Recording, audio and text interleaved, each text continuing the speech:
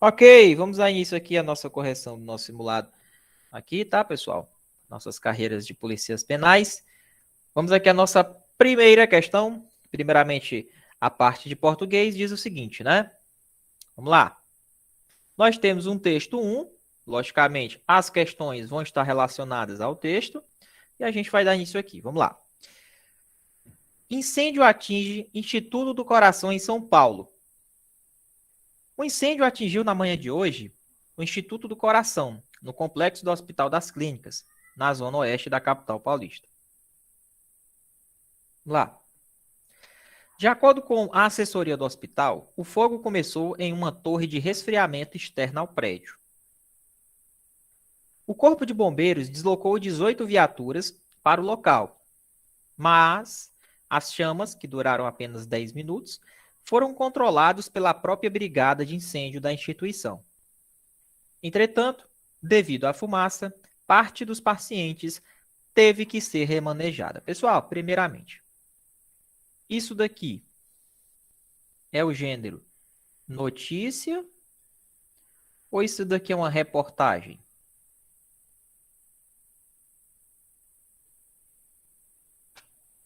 Já vou começar perguntando questões de gênero. Isso aqui é uma notícia ou uma reportagem? Isso daqui é uma notícia. Qual a diferença da notícia para a reportagem? A notícia ela é um pouco mais curta, tá? Ela traz aspectos bem objetivos. Onde, quando aconteceu, o que aconteceu. Já a reportagem não, ela é um pouco mais detalhada. Detalhada. Então tem mais detalhes de como aconteceu. Então é a principal diferença. Então esse aqui, como é pequenininho o texto, ele só lhe informou aí, tá? Então aqui temos uma notícia. Tranquilo? Primeira questão diz o seguinte: o texto caracteriza uma reportagem. Já está errado. Porque nesse caso aqui é uma notícia. Que é um gênero textual baseado em um fato ou assunto desenvolvido de forma bem mais aprofundada. Não. Na verdade, esse texto ele é uma notícia. Ele não está desenvolvido de forma aprofundada. Tranquilo? Segunda questão. As palavras história e país são acentuadas pela mesma regra. Qual a regra de acentuação aqui de história? História. Como é que separa aqui país? País, né? Como é que fica isso aqui, professor? Onde é que a sílaba tônica ela está mais forte? No tó, né? História, então isso aqui é uma paroxítona. As paroxítonas, tá? É quando a sílaba tônica está na penúltima sílaba. Nós temos a primeira, aliás, nós temos 3 sílabas aqui, né? Trissílaba, beleza? Onde é que está a tônica? Onde é que está a mais forte? Aqui na penúltima. Então, quando a mais forte está na penúltima, história, nós temos a paroxítona. Como ela terminou aqui em ditongo, como esse caso aqui, ó, qual a regra de acentuação de história? Paroxítona terminada em ditongo. O ditongo ele é a união de uma semivogal com uma vogal, onde elas ficam juntas dentro de uma mesma sílaba. Tranquilo? Pode perguntar aí quem levantou a mão.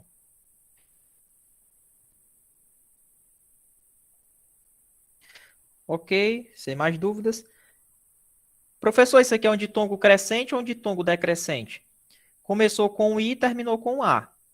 Quem são as semivogais? Quando começa com a semivogal e termina com vogal, é crescente. Quando começa com uma vogal e termina com uma semivogal, é decrescente. Certo? Nesse caso aqui é crescente, porque começou com uma semivogal e terminou com uma vogal. Beleza? Professor, então, paroxítono terminado de ditongo, é? É. E qual é a regra de acentuação de país? Está aqui, ó. País. Aqui, ó, uma vogal se separou da outra. País. O I está isolado. Professor, esse S não importa. Aqui nós temos uma separação, ó, de vogais, ó. Essa se separou dessa. Então, Qual é a regra de acentuação da palavra país? É um hiato. Professor, me dá um exemplo de uma outra palavra que é acentuada pela regra do hiato? A palavra saúde, ó. Saúde. Olá, o U tá sozinho na vogal. Quando a gente tem um I ou um U sozinho na vogal e a tônica tá mais forte nele, o acento vai vir aqui, ó. Certo? Observe que o U se separou do A, ó. Uma das características do hiato é quando uma vogalzinha se separa da outra. Observa aqui, ó. Beleza? Acompanhada ou não de S. Então, esse S aqui meio que não tem validade. O que importa é porque essa vogal se separou da outra. Né? A semivogal se separou da outra. Beleza? Professor, são regras idênticas? Não, são regras diferentes. Então, questão errada. Beleza? Porque uma é acentuada por paroxítono terminado em ditongo e a outra é acentuada pelo fato de ser hiato. Então, se você pega uma palavra, na hora que você vai separar a sílaba, pega um I ou um U sozinho, se separando da vogal aqui, é regra do hiato. Paroxítono terminado em ditongo, ó, se você pegar história, ó, a tônica está aqui e no final tem o ditongo, então é paroxítono terminado em ditongo. Mesma coisa na palavra série, ó. Série. Como é que se separa? Ó? Série. Olá. Série. Onde é que está a tônica? Na penúltima. Observe que a última sílaba ó, traz um ditongo. Então aqui, ó, paroxítona terminada em ditongo. Beleza? Então os dois itens estão erradíssimos. Vamos aqui para a próxima questão. Terceira questão diz o seguinte. O termo mais indica uma ideia de oposição. Ou seja, no texto caracteriza uma quebra de expectativa. Vamos voltar aqui no texto. Ele disse assim, ó, o Corpo de Bombeiros deslocou 18 viaturas para o local. Mas, porém, contudo, não obstante,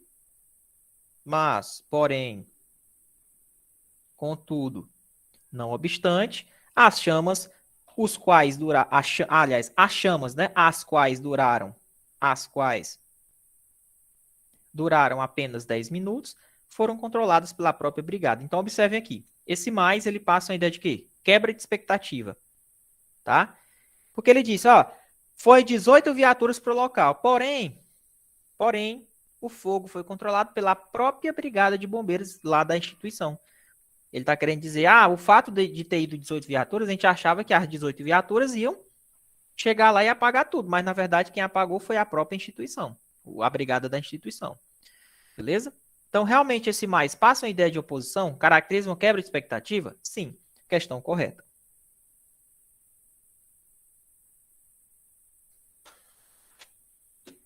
Questão número 4.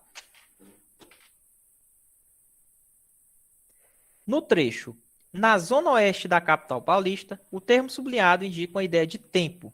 Vamos aqui voltar no texto. Se ele falou assim, um incêndio atingiu na manhã de hoje o Instituto do Coração, no complexo do Hospital das Clínicas, na zona oeste da capital paulista. Na zona oeste da capital paulista. Como assim, professor? Isso aqui passa uma ideia de tempo ou lugar? Passa ideia de lugar, meus amigos. Isso aqui é um adjunto adverbial de lugar. Tá errado esse item, tá? Aqui ele é um adjunto adverbial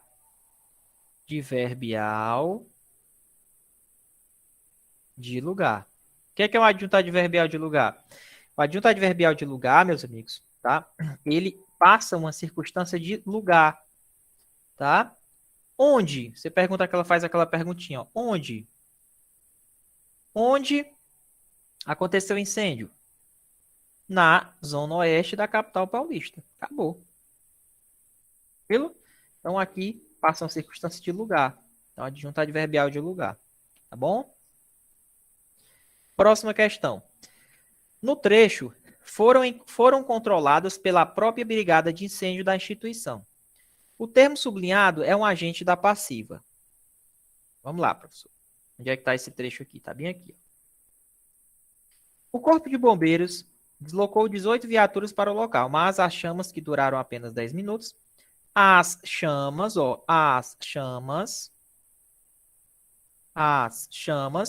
foram controladas pela própria brigada de incêndio. As chamas foram controladas pela própria brigada. Coloca na ordem direta. A brigada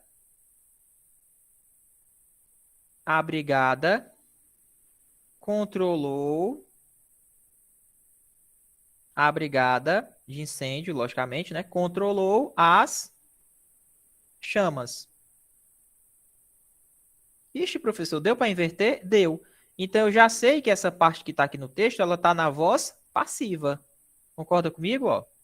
Voz passiva. O que é que caracteriza a voz passiva? Locução verbal, ó, foram controladas.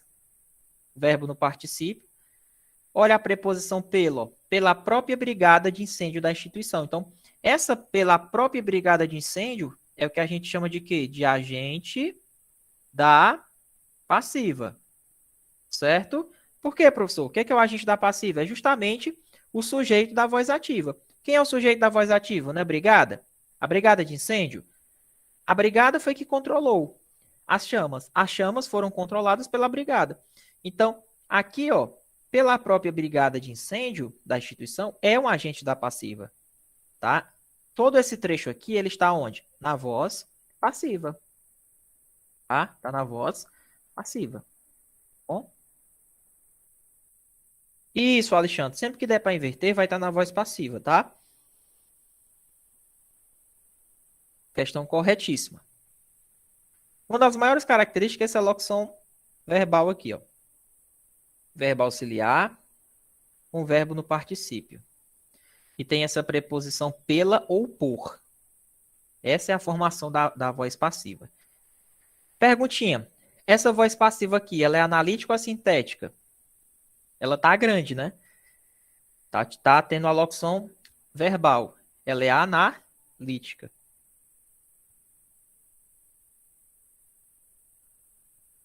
Bom, vamos lá, questão número 6. No trecho do texto, as chamas, que duraram apenas 10 minutos, foram. A oração sublinhada é uma oração subordinada adjetiva restritiva. Professor, vamos lá. As chamas, as quais. Deu para substituir por as quais? Deu. Então, isso aqui é um pronome relativo.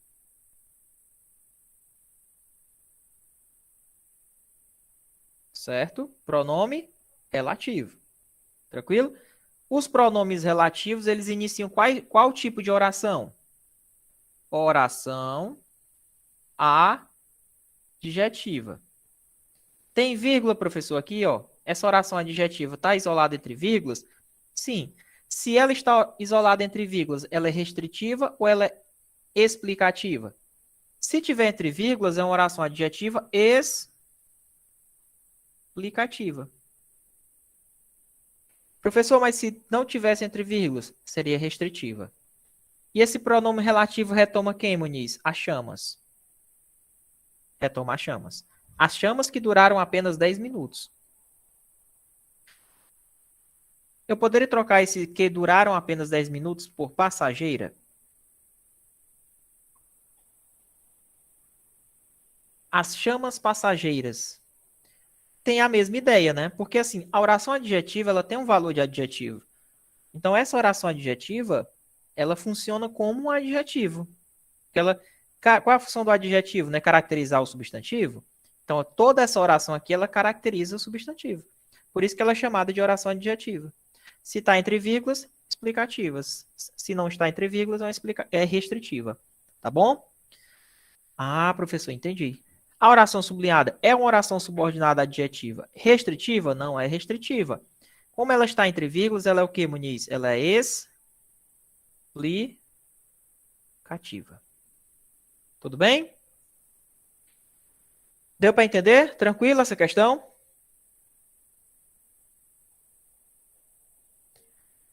Pronome relativo inicia orações adjetivas. Vamos lá, questão número 7. O trecho cuidado caracteriza uma oração. Será, pessoal, que essa questão está correta? Cuidado! Será que isso aqui é uma oração? Pessoal, o que é que caracteriza uma oração? Pessoal, o que vai caracterizar uma oração é a presença do verbo. Aqui tem verbo? Não. Mas essa expressão, ela tem sentido completo? Ou seja, eu entendo se eu falar isso aqui? Ela tem sentido completo. Se ela tem sentido completo, eu consigo entender, mas ela não tem verbo, isso aqui simplesmente é uma frase. Ah, professor. Meu amigão, vai que com uma questão dessa. Pega muita gente, viu? Beleza? Ah, frase precisa ter verbo? Não. Agora, uma frase, ela precisa ter um sentido completo. Se eu falar assim, ó. Socorro! Eu posso dizer que isso aqui é uma oração? Não é. Também é uma frase. E ela tem sentido completo? Tem, porque quando a pessoa fala socorro, eu entendo que você está pedindo ajuda. Então é uma frase, tem sentido completo. Show? Garotão. Se cair na sua prova, você vai estar matando essas questões aí. Tranquilo? Questão número 8. No trecho, Manuel e Manuela levaram palavras de consolo à comunidade deles. Quem leva alguma coisa, leva palavras de consolo a algum lugar, no caso, a comunidade deles. Opa, professor. Quem leva palavras de consolo aonde? A comunidade deles. Qual é a transitividade do verbo levar aqui nesse contexto?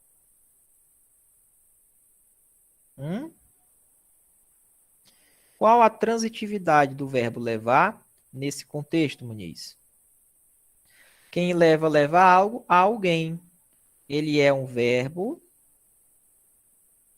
transitivo, direto e indireto ao mesmo tempo. Certo? Direto e indireto ao mesmo tempo. Tranquilo? Ou seja, ele exige um objeto direto, mas também exige um objeto indireto dentro do mesmo período. Como assim, professor? Ora, quem leva algo. O que é que esse algo? Palavra de consolo. Então, esse daqui é o objeto direto. Alguém, a comunidade deles. Isso daqui é o objeto indireto. Certo? Ah, professor, entendi. Quem leva algo, leva palavra de consolo a alguém, a comunidade deles. Professor, mas essa crase aqui, quando ele fala, ó. Pessoal, por favor, só o microfone do professor fica ligado, tá?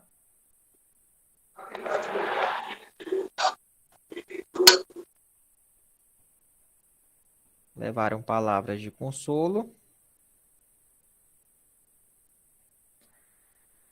a vou apagar aqui para ficar melhor de vocês visualizarem. A comunidade deles. Como é que fica isso aqui agora, pessoal? Ó, ele levou palavras de consolo. Ó, isso aqui tem preposição dentro? Não. Então aqui é objeto direto. A quem?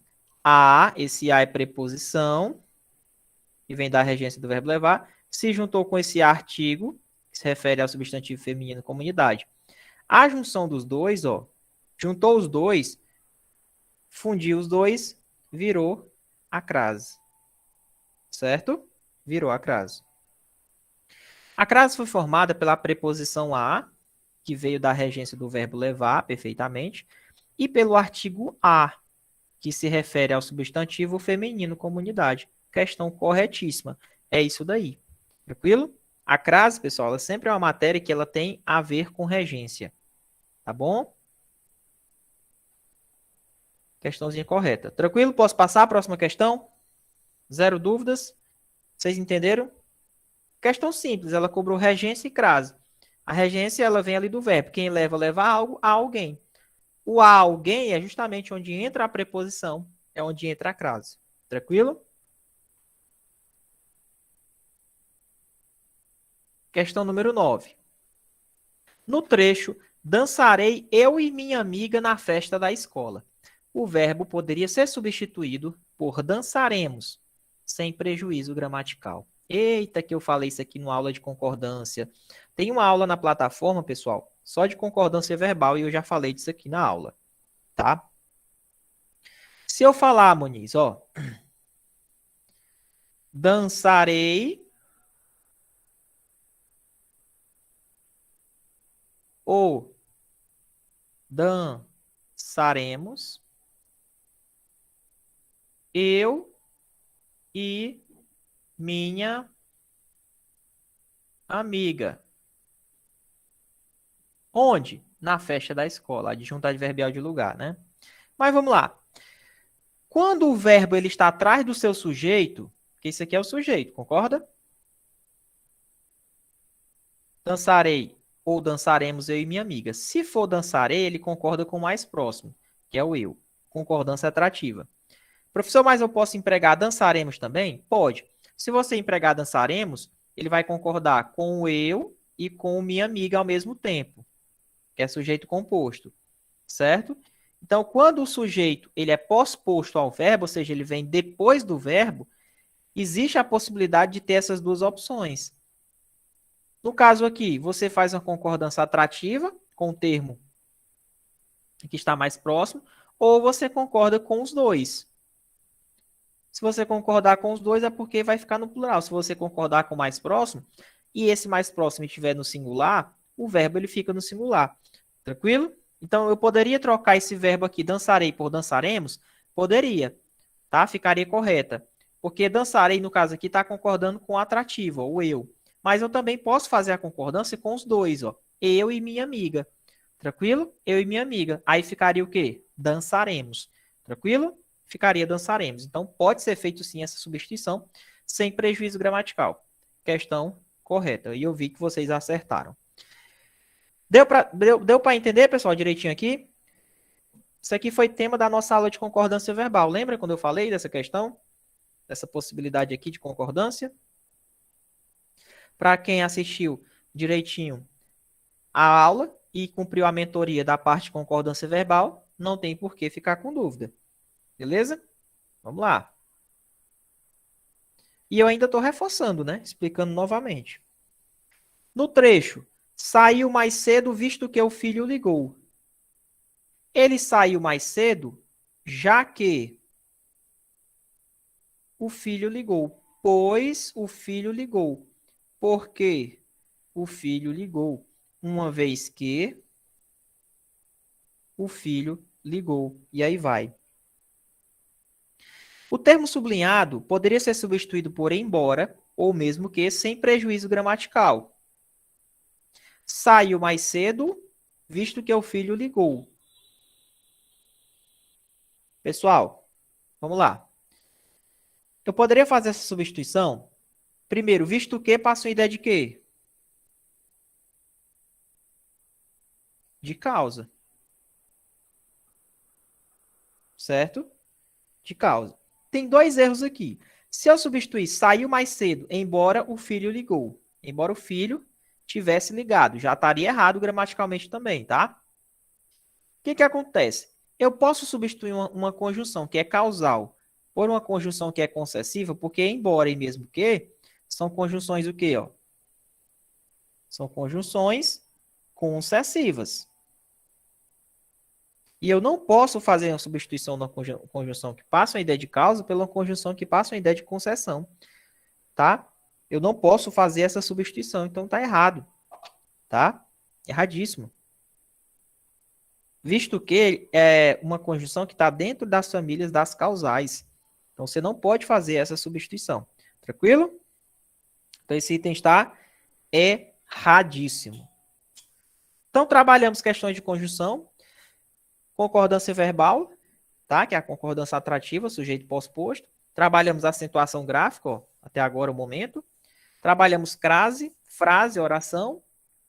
Trabalhamos orações adjetivas, trabalhamos voz passiva, trabalhamos adjuntos adverbiais, conjunções adversativas. Então, a gente passou assim pelo um leque de uma revisão enorme, né?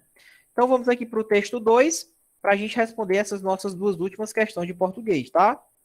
Vamos lá. A obra musical Admirável Chip Novo, da cantora Pitty, retrata a manipulação das ações humanas em razão do uso das tecnologias, as quais findam por influenciar o comportamento dos indivíduos. Convém ressaltar, convém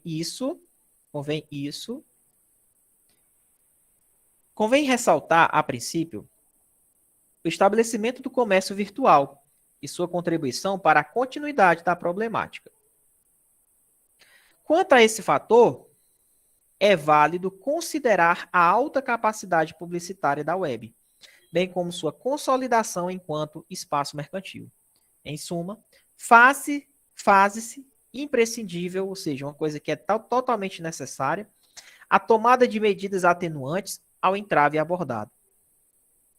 Posto isso, concerne ao Estado, mediante os Ministérios da Educação e Ciência e Tecnologia, a criação de um plano educacional que vise, que objetive, né, que almeje elucidar a população quanto aos riscos da navegação.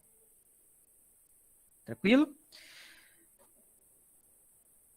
Tal projeto deve ser instrumentalizado na oferta de aparelhos tecnológicos às escolas, para a promoção de palestras e aulas práticas sobre o uso da tecnologia, mediadas por técnicos e professores da área, objetivando a qualificação dos usuários e a prevenção de casos de manipulação de atitudes.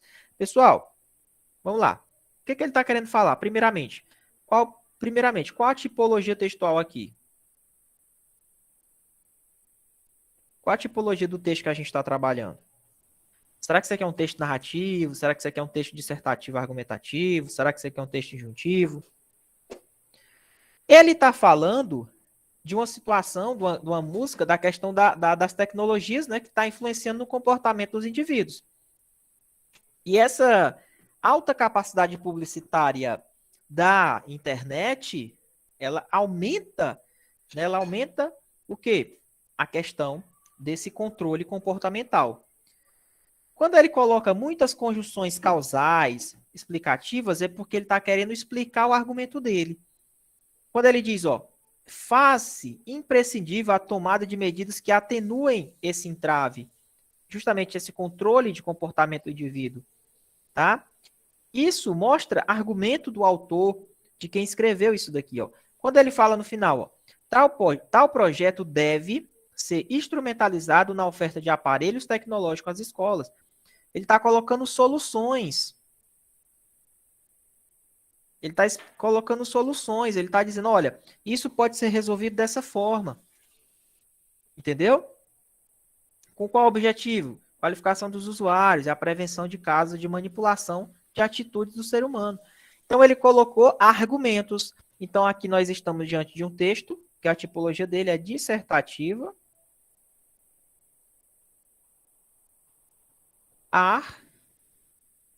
argumentativa. Certo?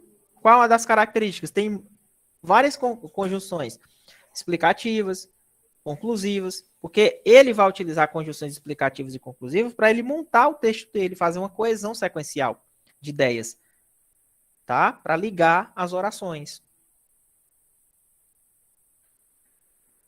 Vamos aqui à questão número 11. Podemos afirmar que o texto em questão é um texto narrativo predominantemente? Errado, né, pessoal?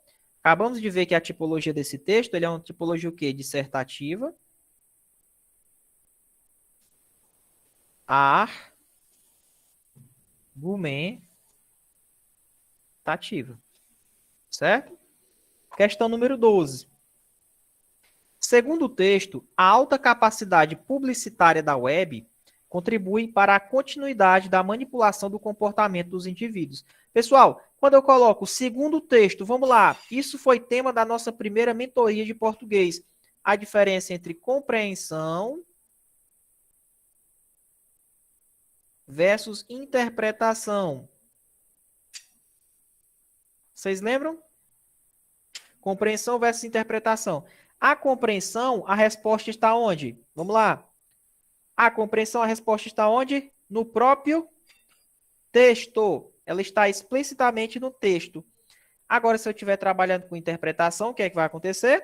Você vai chegar a uma conclusão, tá? Ela está implícita. Quando ele diz segundo o texto, é porque simplesmente isso aqui é uma compreensão ou interpretação? Segundo o texto. Segundo o texto, isso aqui é uma compreensão, né, pessoal? Por quê? Porque ele já deu o bizu aqui, ó. Segundo o texto, a alta capacidade publicitária da web contribui para a continuidade da manipulação do comportamento. Vamos ver se tem essa informação no texto. Ver. Quanto a esse fator, é válido considerar a alta capacidade publicitária da web, bem como sua consolidação enquanto espaço mercantil. Deixa eu ver aqui. A obra musical Admirável Chip Novo, da cantora Pitty, retrata a manipulação das ações humanas em razão do uso da tecnologia, certo? Que findam por influenciar o comportamento dos indivíduos, ok. Convém ressaltar, né, a princípio, o estabelecimento do comércio virtual e sua contribuição para a continuidade da problemática. Ora, o comércio virtual contribui para a continuidade dessa questão problemática, né, da influência do comportamento do indivíduo. E também digo uma coisa, a alta capacidade publicitária da web, certo? A alta capacidade publicitária da web, ela vai influenciar no comportamento dos indivíduos? Ela vai influenciar? Vai, pessoal. Ora, ele está dizendo que o comércio virtual, ele contribui para aumentar, para que continue o problema, né? Nem para aumentar, ele diz que contribui para continuar a problemática. Ou seja, essa alta capacidade publicitária da web, com certeza ela vai influenciar no comportamento dos indivíduos. Concorda comigo? Então essa questão está correta. Realmente o texto ele traz essa informação, que essa capacidade publicitária da web, ela contribui para que continue a manipulação do comportamento daqueles indivíduos. Beleza? Gostaram das questões de português? Bacana? É isso aí, né, pessoal? É estudar no relax. Sexta-feira é dia de tomar uma cervejinha de leve, né, não? Na semana você vai lá, resolve 12 questões, de boa, mata ali o que é que tem que estudar. Mas na sexta-feira dá uma relaxada. Mas hoje ainda é quarta-feira, né? Que pena. Mas vamos lá. Quarta-feira. Quando chega quarta-feira, você diz, a semana já tá acabando. Aí é verdade, o Paulo não bebe não. Mas toma um suco, Paulo. Toma um vinho aí. Estão dizendo que o vinho é bom para a Covid, né? Vamos lá. Vamos lá, questão de direito constitucional. Continuar aqui a resolução do nosso simulado. Questão número 13. A soberania e a prevalência dos direitos humanos são fundamentos da República Federativa Brasileira. Certo ou errado aí? Certo ou errado essa questão? Está errada. Por quê, professor? Soberania realmente é um fundamento. Agora, prevalência dos direitos humanos não é fundamento. Isso aqui é um princípio das relações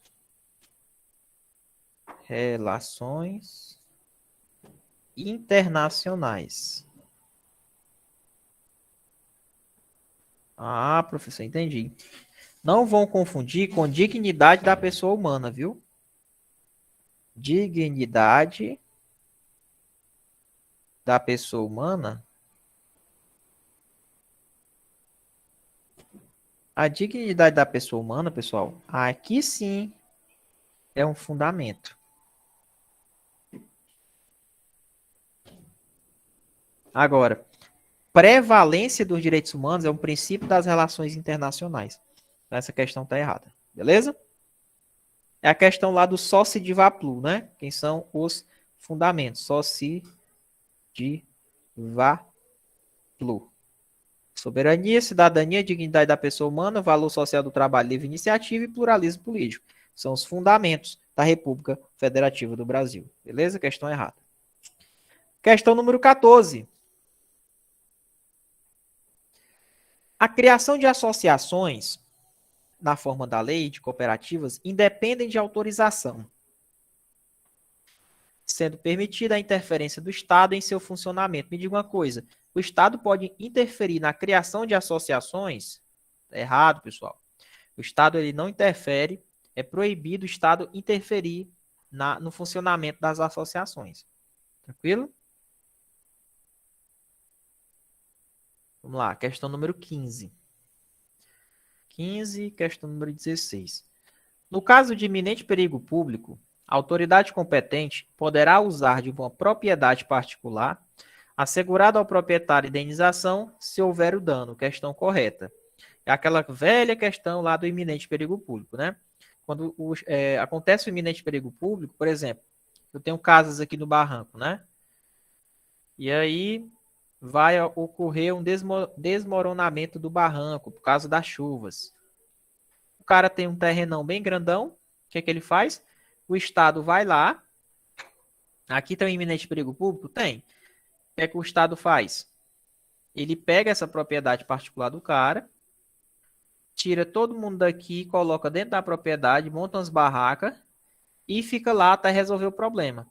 Professor, mas e aí? Se a galera que morar dentro do meu terreno quebrar tudo, quebrar minha cerca, quebrar tudo. Bom, se eles quebrarem, aí você o que é que você vai fazer? Você pode ser indenizado. Mas essa indenização é somente se houver o dano, porque se eu colocar o pessoal aqui e sair e manter a mesma coisa que estava, não, o Estado não vai indenizar. A indenização é só se houver dano realmente por conta dessa ação que o Estado fez.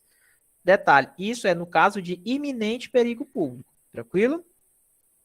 Vamos aqui à nossa questão 16, que ela diz o seguinte. Segundo o entendimento do Superior Tribunal Federal, não é necessário aviso prévio para reunião pública. Ô, professor. Eita, que eu quero ver quem acerta essa. Essa questão aqui foi da minha prova da PRF 2020. E aí, professor?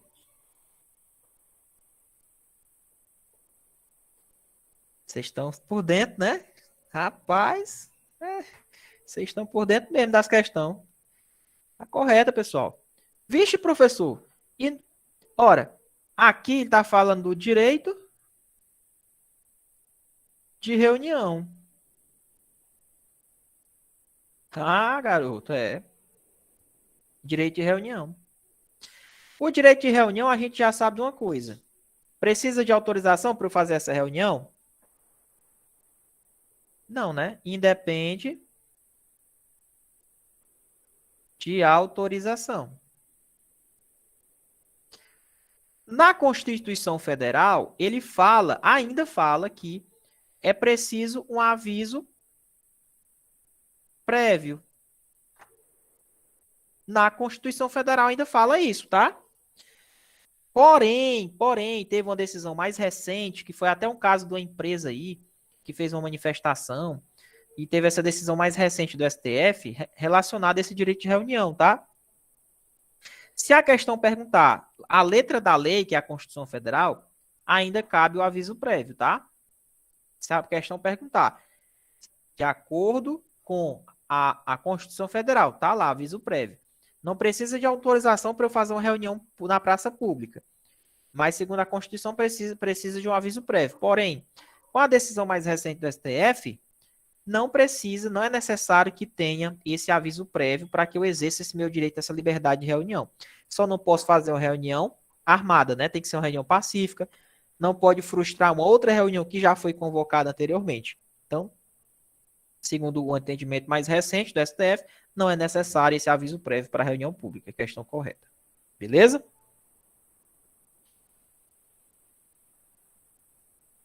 Próxima questão. Questão 17, questão 18. A prisão de qualquer pessoa e o local onde ela se encontre serão comunicados em 24 horas ao juiz competente e à família do preso ou à pessoa por ele indicada. Certo ou errado? Tempo na tela, bola coloca na tela. Coloca na tela, não é em 24 horas, e sim imediatamente. Tá? Imediatamente, pessoal. Qualquer pessoa que é presa e o local onde ela vai se encontrar tem que ser comunicado imediatamente, tanto ao juiz quanto à família ou à pessoa que ele indicar. Questão errada. Questão número 18. Qualquer pessoa é parte legítima para propor uma ação popular que vise anular um ato lesivo ao patrimônio público ou de entidade de que o Estado participe, à moralidade administrativa, ao meio ambiente e ao patrimônio histórico e cultural. Certo ou errado essa questão, meus amigos? Meu amigo, não é qualquer pessoa, e sim qualquer cidadão. O que é o cidadão? O cidadão é que tem a sua capacidade eleitoral ativa. O que é isso, professor? É porque você está com o seu voto em dias. Você votou, você está com seu comprovante bonitinho, né? Em dias, Inclusive, quando você vai tomar posse, por exemplo, no cargo, pessoal, você leva seu comprovante que você votou ou o certificado de quitação militar lá do site do TSE, né, do Tribunal Superior Eleitoral, de forma que comprove que você é o quê? Que você está aqui tipo, eleitoralmente, você é um cidadão, você tem direito a cobrar, tá? Do Estado, né? Cobrar os políticos. Beleza? Então, não é qualquer pessoa que pode entrar com ação popular. Professor, mas o que é uma ação popular? Imagina uma prefeitura derramando esgoto no meio ambiente. Você, cidadão, você é o cara que votou, você tem o direito a cobrar, tá? Daquela prefeitura, daquele ente, daquele órgão do Estado. Tá? Por exemplo, imagina a administração pública lesionando o patrimônio público, né? Uma casa lá histórica, que faz parte da história da cidade, vai lá e destrói. Você pode entrar com ação popular. Uma ação que fere os princípios da administração, né, legalidade, moralidade, pode entrar? Pode. É para isso que serve a ação popular. Mas quem é que pode entrar? O que é que cai mais na prova? O que mais vai cair na prova é que qualquer cidadão é que pode entrar com essa ação popular. Tá certo? Você, pessoal, quem é que paga os custos? Bom, você só paga os custos se for comprovado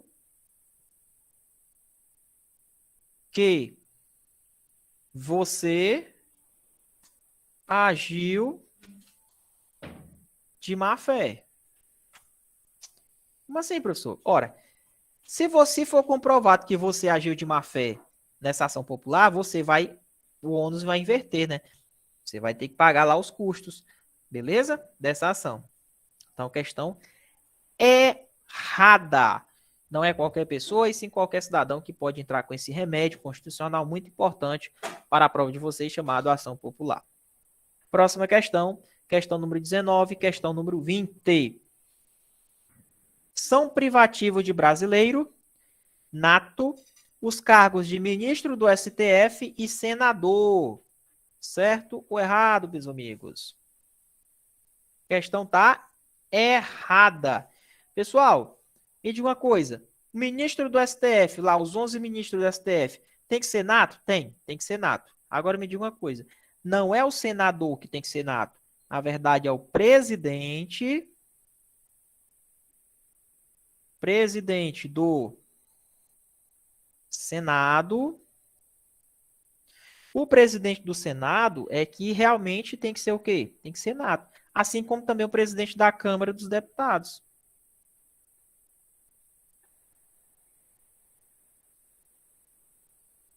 Entendeu? Ah, professor, e o deputado ele tem que ser nato? Não. Quem tem que ser nato é quem vai assumir a presidência da Câmara dos Deputados federal, né? Ou a presidência do Senado. Aí tem que ser nato. Tá bom? Então a questão tá erradíssima. Não é só o senador. Para assumir a presidência, a cadeira da Câmara é que tem que ser nato. Questão 20. O alistamento eleitoral e o voto são facultativos para quem? Pessoal, para quem é que o voto é facultativo? Voto facultativo. Primeiro, para os analfabetos.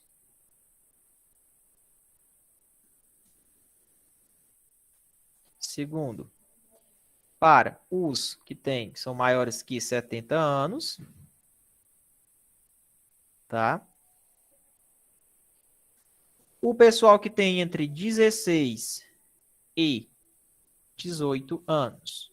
Então, o voto é facultativo para esse pessoal. Analfabeto, o cara que tem mais de 70 anos, e a galera lá, a juventude, que tem entre 16 e 18 anos.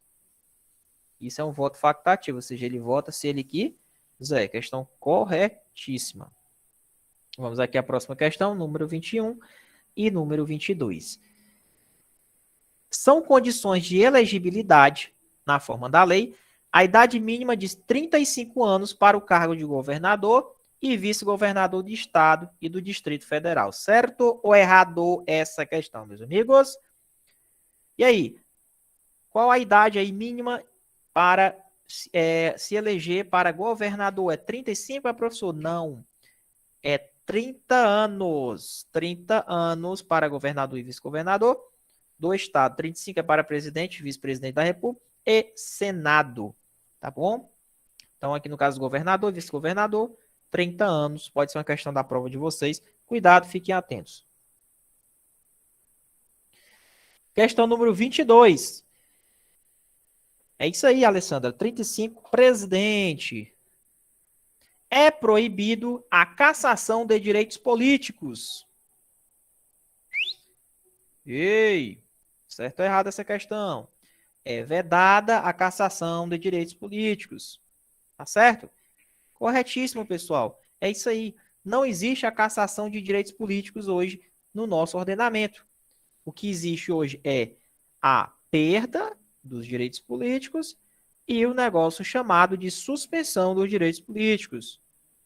Suspensão dos direitos políticos. Professor, uma decisão recente em relação à perda é em relação, sabe ao quê? A escusa de consciência. Vocês lembram? Pois é. Quando o cara se recusa a prestar aquela prestação alternativa, tá? Ele se recusou, né, na segunda vez. Por exemplo, ele foi lá, serviu o exército. É uma obrigação legal a todos os impostos, certo? Completou lá os 18 anos, foi servir. Só que ele alegou que a religião dele não permite o cara pagar a flexão. Pode alegar? Pode. Vai ser dada uma prestação alternativa para você. Se você não cumpre a prestação alternativa, aí é que vem a questão. Você vai ocorrer a perda dos seus direitos políticos ou você ocorrer a suspensão? Se você não presta aquela prestação social alternativa, você vai perder os seus direitos políticos. Esse é o entendimento que é recente, tá? Suspensão dos direitos políticos, por exemplo, em caso de improbidade administrativa. Improbidade administrativa ocorre a suspensão dos direitos políticos, tá, professor? Incapacidade civil absoluta ou quando você é condenado, transitado em julgado. Quando você tem a condenação criminal, transitado em julgado, está preso, está lá com seus direitos políticos suspensos. Tranquilo? Cancelamento da naturalização, ocorre a perda, tá, Douglas? Perfeito. Mas essa nossa questão realmente é proibido a cassação. Cassação não pode, mas pode a perda, as hipóteses de perda de direitos políticos e as hipóteses de suspensão dos direitos políticos. Tranquilo, meus amigos? Questão bacana aí de simulado. Vamos aqui à questão número 23 e à questão número 24 aí do nosso simulado de direito constitucional. As polícias penais vinculadas ao órgão administrador do sistema penal da unidade federativa, a que pertencem, cabe a segurança dos estabelecimentos penais. É isso aí. A Polícia Penal vai proteger, vai fazer a segurança dos estabelecimentos penais e exercer com exclusividade as funções de polícia judiciária do Estado. Certo ou errado aí? Tá errado, né, pessoal? Por quê? Quem exerce as funções de polícia judiciária do Estado é quem, professor? É a Polícia Civil. tá? É a Polícia Civil que vai exercer as funções de polícia judiciária do Estado. Erradíssimo, essa parte final aqui estava errada, tranquilo? Vamos lá, questão número 24, diz o seguinte: prevenir e reprimir o tráfico de drogas, o contrabando e o descaminho é a competência constitucional da Polícia Penal. E aí, professor? Ah, se fosse, hein? Quem previne o tráfico de drogas, quem previne o contrabando, quem previne o descaminho, é uma competência da Polícia Penal, professor? É não. É uma competência da Polícia Federal, ok? Polícia Federal. Beleza? Galera de Minas Gerais que está nos acompanhando aí, galera. Felipe Pimpão. Manda um alô aí, pessoal de Minas. Fabiano. É isso aí. Prevenir o tráfico de drogas, o contrabando, o a Glenda também é. A Glenda Kozilek. Matheus Alves. Beleza? É isso aí, pessoal. Quem previne o tráfico de drogas, contrabando e descaminho é uma competência constitucional da Polícia Penal, não, e sim da Polícia Federal.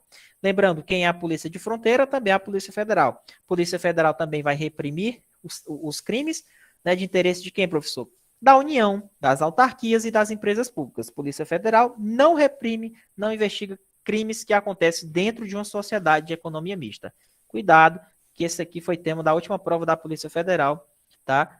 Que a Polícia Federal não investiga crimes que acontecem dentro de sociedade de economia mista. Bacana? Pessoal, vocês vão gostar muito do curso da PRF que eu vou fazer, eu tenho certeza. Vocês vão achar bem bacana. Tá? Vou entregar a prova sim para vocês na parte de direito e de trânsito. Tenho certeza que vou entregar para vocês. Tá? Não se preocupe, tráfico de pessoas, crime de contrabando, descaminho, crime de trânsito. Cara, é sempre as mesmas questões que vão cair na prova. Às vezes o pessoal está estudando errado, mas tem um bizuzinho aí que vai dar uma ajuda para vocês, tá? Tenho certeza que vocês vão gostar. Tranquilo? É isso aí. Questãozinha errada.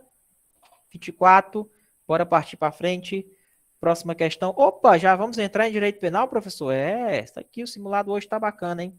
Questão 25, questão número 26. Bora aqui nas questões aqui de direito penal. Vamos lá, primeira questão. Ninguém pode ser punido por um fato que uma lei posterior deixa de considerar crime, cessando em virtude dela a execução e os efeitos penais e civis da sentença condenatória. Certo ou errado essa questão, pessoal? Ei, vocês estão fera, hein? Olha aí. Errado. Professor, vamos lá. Para que um fato seja considerado como crime, tem que ter uma lei anterior dizendo que aquilo é crime, concorda? Princípio da anterioridade penal, certo?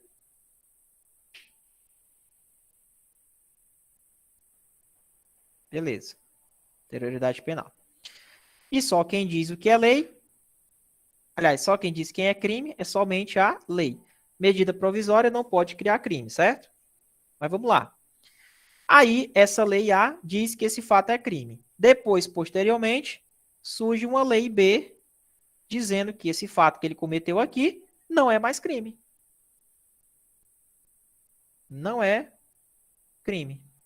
E aí, professor, o que é que acontece? A lei B ela é mais benéfica? Sim. Ela aboliu esse crime. Então, ela vai retroagir e vai atingir os atos praticados ali daquela sentença, daquele crime. Vai abolir. Por que é que eu vou ficar preso por uma coisa que não é mais crime? Então, ocorre o que a gente chama de abolitio criminis.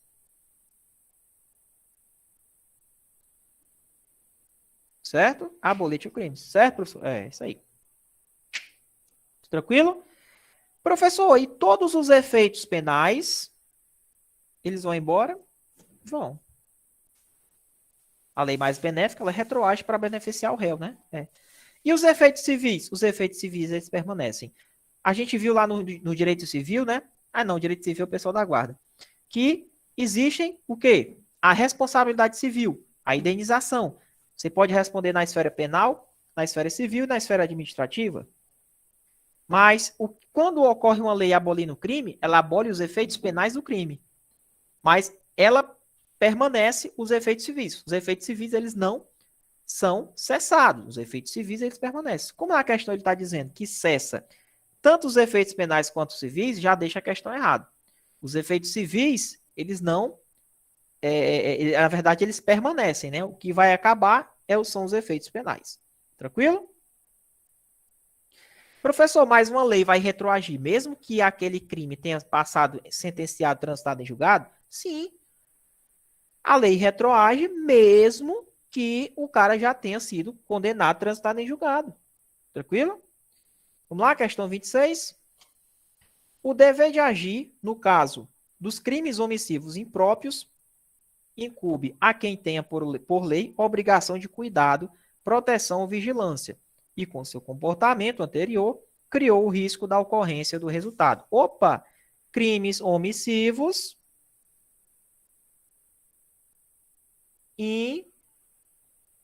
impróprios. Que é isso, professor? Crimes omissivos impróprios? Pessoal, aqui é aqueles crimes que ocorrem a omissão da pessoa. A pessoa não faz nada, ela se omite. Tá? Ela se omite.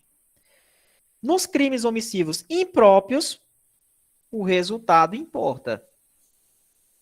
O resultado importa. Por que importa? Presta atenção. Se eu der um exemplo para vocês, facilita mais vocês entenderem o que é isso aqui. Ó. Você é um bombeiro. Você tem o dever de obrigação de cuidado, proteção e vigilância, certo? Você vê uma pessoa se afogando e você simplesmente... isso ali era o cara que estava falando mal de mim? Pois tá bom, pois deixa ele se afogar e morrer agora. Cara, você é um bombeiro, você tem a obrigação de proteção. Você se omitiu, deixou ele morrer afogado. E aí, tu vai responder pelo quê? Omissão de socorro? Não. Como você era garantidor, você responde pelo crime impróprio. Ou seja, o resultado vai importar. O resultado de quê? Resultado da ocorrência. O rapaz não morreu? Morreu. De quê? O bombeiro vai responder por homicídio. É por homicídio, professor? Homicídio na forma omissiva imprópria. Tá? Porque ele morreu pela omissão do bombeiro. Então, isso caracteriza os crimes omissivos impróprios.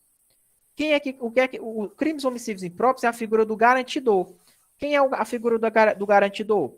É aquele cara que tem a obrigação, o dever de cuidado, o dever de proteção, proteção de vigilância. Ou até mesmo aquela pessoa que, com o comportamento dela, ela criou o risco da ocorrência. Por exemplo, você está na piscina, aí tem aqueles caras que ficam com aquelas brincadeiras bestas, aí o cara vai lá, sabe que o cara não sabe nadar, empurrou o cara na piscina, por causa da brincadeira. O rapaz morreu. Você tem culpa? Tem. Você vai responder pelo quê? Por homicídio, né? Culposo, logicamente, você não queria matar, por omissão imprópria. Então, com o seu comportamento, você acabou criando aí, tá, o resultado. Questão correta. Então, aqui é a figura do garantidor.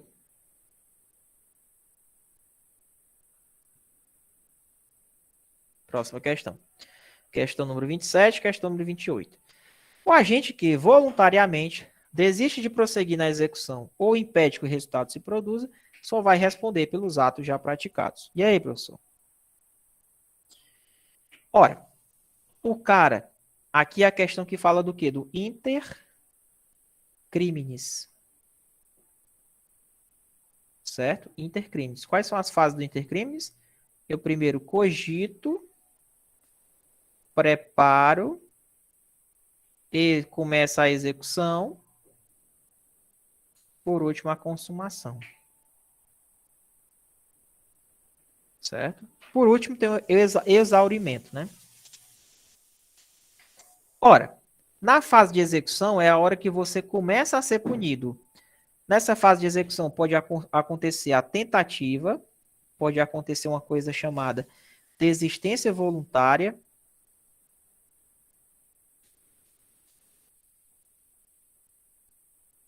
E pode acontecer uma coisa chamada de arrependimento.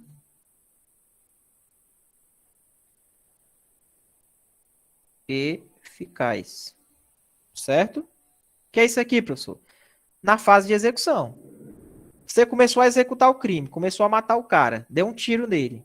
Não conseguiu terminar de matar ele porque a polícia chegou, tentativa. circunstância alheia. Comecei a matar o cara.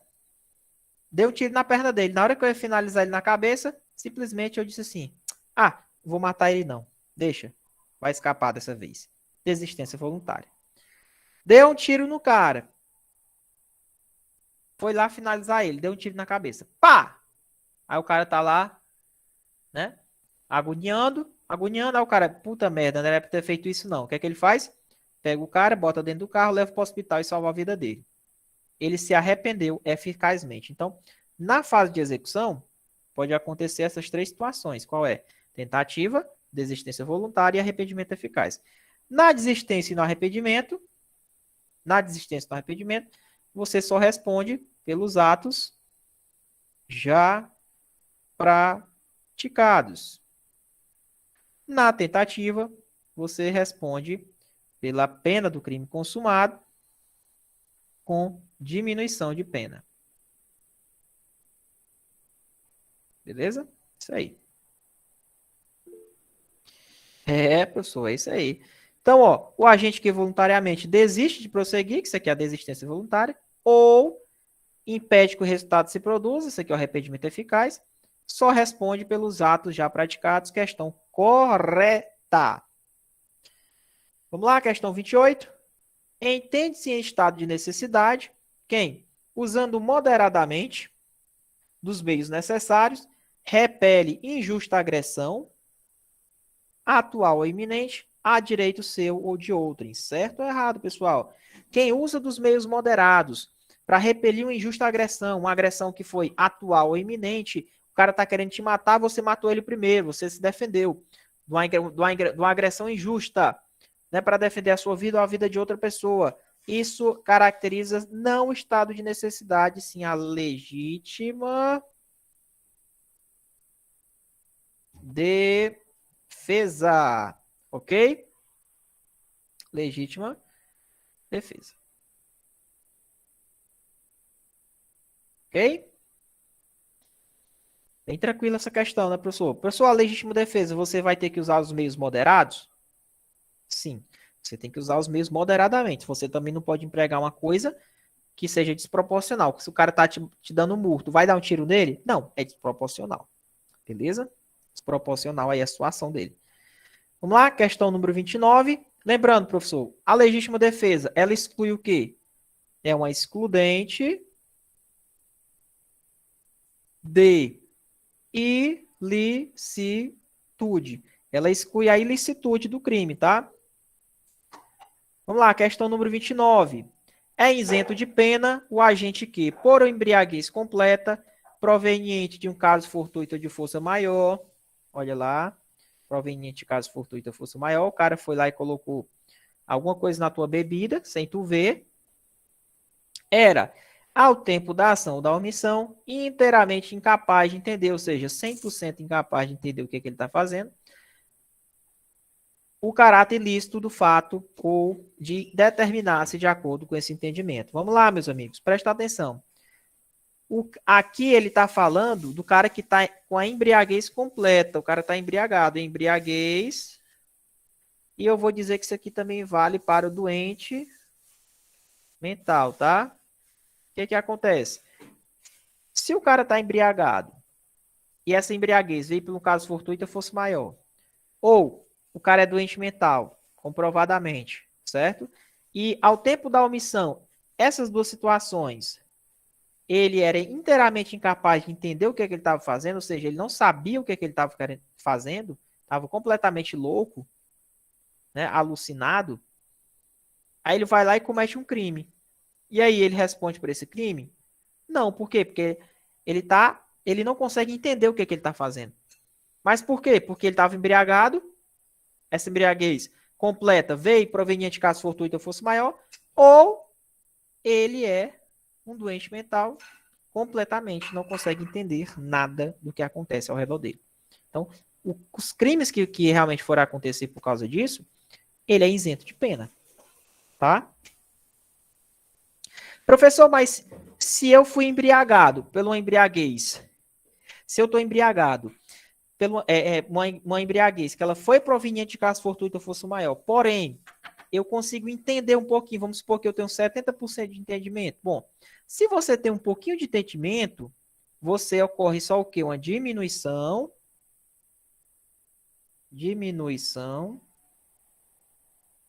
de pena, certo? Ocorre o quê? Uma diminuição de pena. Bacana? E aí, professor, essa questão tá certa? Tá certa. Professor, a emoção e a paixão. Emoção barra paixão. E aí, os apaixonados? Quem são os apaixonados aqui do grupo? A emoção e a paixão exclui alguma coisa, professor? Estou apaixonado, estou emocionado. Pois é. Se você está apaixonado, fez besteira, já sabe que vai pegar a cadeia. Emoção e paixão não exclui nada. Beleza? Questão correta. Bacana? Questão 30. 31. Se Paulo comete o crime de homicídio, impelido por motivo sobre o domínio de violenta emoção, logo em seguida a uma injusta provocação da vítima, o juiz pode reduzir a pena de 1/6 até 1/3. Questão correta. É o famoso homicídio privilegiado. Como assim, professor? O que é esse homicídio privilegiado? O cara tem um privilégio.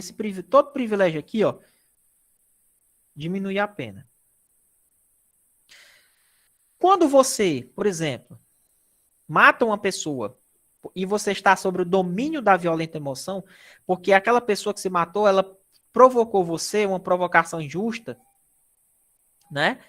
O que é que pode acontecer? O juiz ele pode reduzir a sua pena de 1/6 até 1/3. É o que a gente chama de homicídio privilegiado. Tá? Questão correta.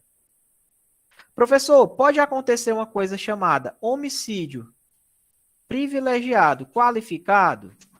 Pode acontecer? Pode. Homicídio privilegiado qualificado, existe isso aí, professor? Pode sim, tá? O homicídio privilegiado qualificado, ele é hediondo ou não? Ele não é hediondo, tá? Não é hediondo. Vamos lá, questão 31. Lembrando, relevante valor social ou moral também torna um homicídio privilegiado. Então, são 3 situações que tornam um homicídio privilegiado. Qual é? Quando você está dominado pela violenta emoção, logo após a injusta provocação da vítima. Quando você cometeu um crime, pelo um relevante valor social ou pelo um relevante valor moral. Questão 31. Se o homicídio é cometido para assegurar a execução, a ocultação, a impunidade ou a vantagem de um outro crime, a pena será qualificada. Questão correta, pessoal. É isso daí, tá? Quando você mata uma pessoa, por exemplo, você se juntou com A, se juntou com B. Vocês roubaram uma loja. Só o B sabe. Realmente, para que ninguém realmente saiba, e eu tenha certeza que ele não vai contar, tá? E ele participou do roubo comigo. O que é que eu vou fazer? Eu vou lá e mato ele. Para assegurar, né, o famoso queima de arquivo, para assegurar que realmente ele não conte para ninguém o que ele fez, né? Para que se assegure a execução daquele crime, se oculte aquele crime. Então, quando você comete esse tipo de homicídio, tá? A pena, com certeza, ela vai ser bem mais pesada. Então, é um caso de homicídio qualificado.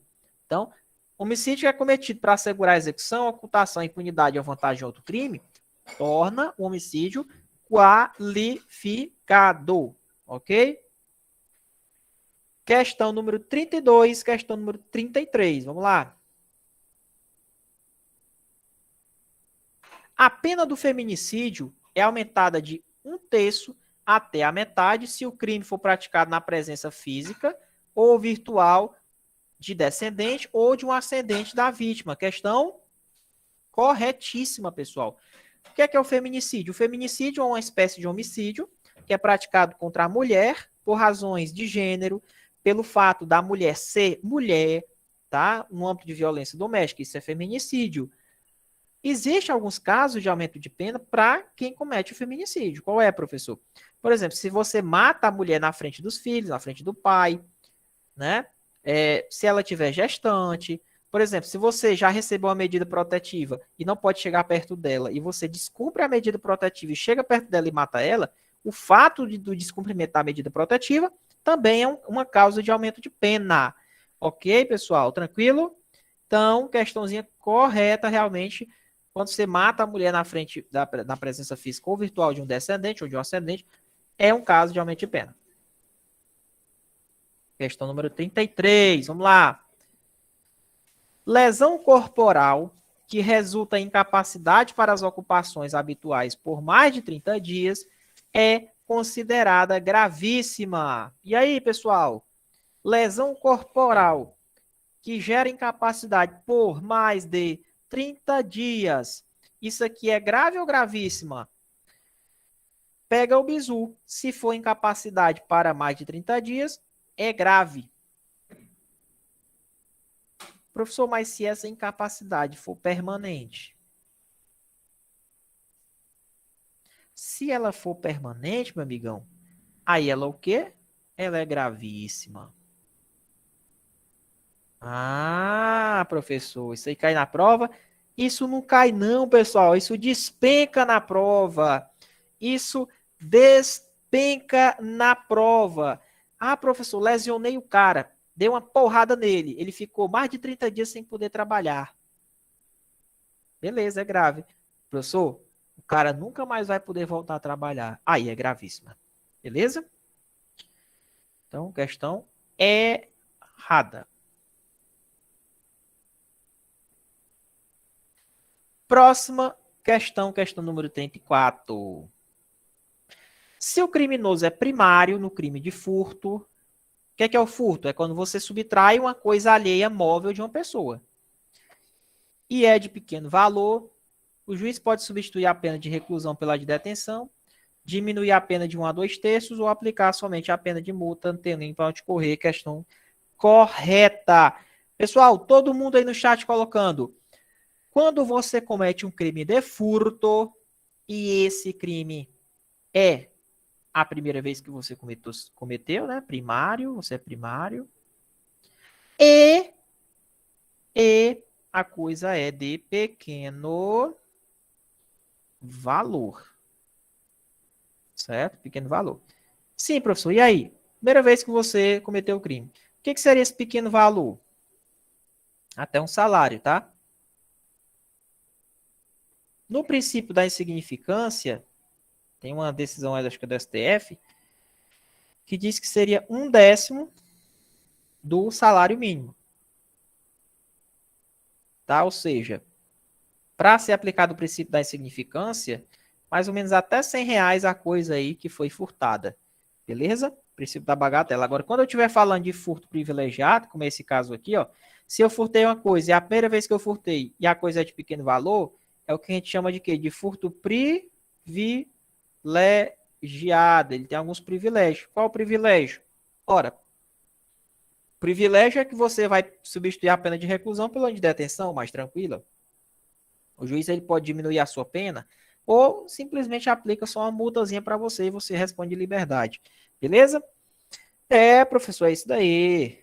Bacana? Questãozinha correta. É isso aí, é o furto privilegiado. O cara é primário e é a pequena coisa que torna o furto privilegiado. Professor, mas se eu furtei a coisa à noite, se você furtou aquela coisa no período noturno, período de descanso das pessoas, é uma causa de aumento de pena. Aumenta a pena de 1/3. Ok? Então, se você vai ser um engraçadinho, vai furtar no período noturno, sua pena é aumentada de 1/3. Vamos aqui à nossa questão número 35. Será furto qualificado quando o crime de furto é praticado com destruição e rompimento de obstáculo ou com abuso de confiança? Pessoal, pode marcar que você acerta essa questão, tá? Ora, se você vai furtar e você utilizar destruição, rompimento do obstáculo, por exemplo, Tá aqui um carro. Ah, Muniz desenhista. Aí tem um... Opa, deixa eu puxar pra cá. Olha aí, ó. É, garoto. Ó. Carrinho aqui, né? Bacana. Vamos lá. Ei, professor. Tô aqui. Aí tem um toca-fita lá, né? Tocando o Zezo aqui, né? Ou então tá tocando lá, por exemplo, né? O Gustavo Lima. Aí o cara olha pra cá e diz o seguinte: tô a fim de furtar esse toca-fita aí de 1990.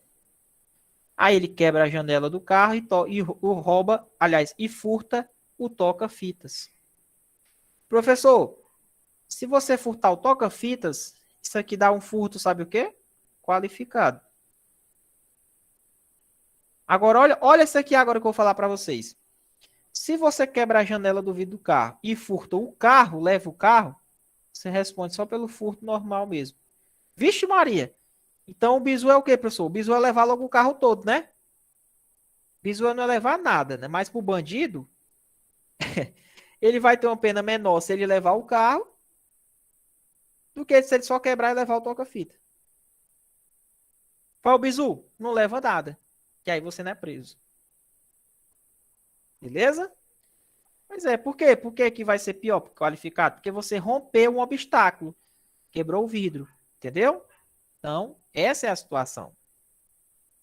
Então, quando você vai furtar com destruição ou rompimento de um obstáculo, ou quando você, por exemplo, ganha a confiança de uma pessoa para depois furtar ela, aí é crime de furto qualificado. Tranquilo? Questão corretíssima. Questão número 36. 37.